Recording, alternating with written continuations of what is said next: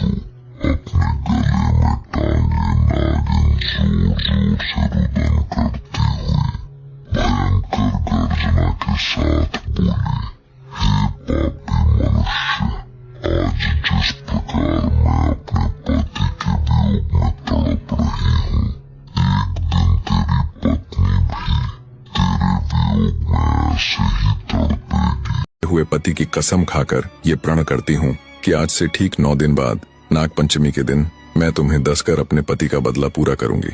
नागिन की बात सुनकर तो जैसे राजा का हृदय फट गया। बेचारा बेबस राजा अत्यंत भरे हृदय से राजमहल की तरफ चल पड़ता है। जब राजा राजमहल गया और रानी ने उसका उतरा हुआ चेहरा देखा तो वो भी उसे देख चिंतित हो उठी। रानी बोली, क्या हुआ महाराज, आप जब से शिकार से वापस आए हैं तब से आपका चेहरा बिल्कुल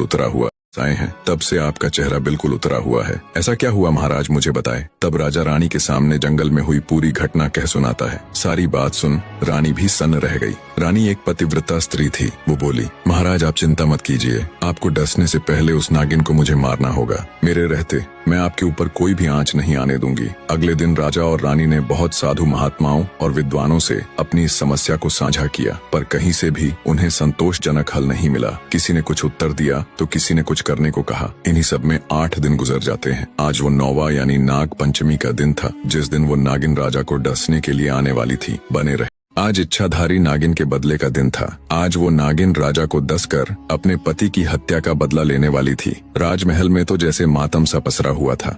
मारे भय के राजा महल के कमरे में दुबका हुआ था। उसने अपने कक्ष से लेकर महल के मुख्य द्वार तक सिपाहियों को तैनात कर दिया। महल के चारों तरफ सिपाहियों का कड़ा पहरा था। तभी भिक्षा के लिए एक सिद्ध महात्मा जी राजमहल पधारे। महल में पसरा हुआ मातम देख जब महात्मा जी ने द्वारपालों से कारण पूछा तो द्वारपाल ने सारा किस्सा महात्मा जी को कह सुनाया। द्वारपाल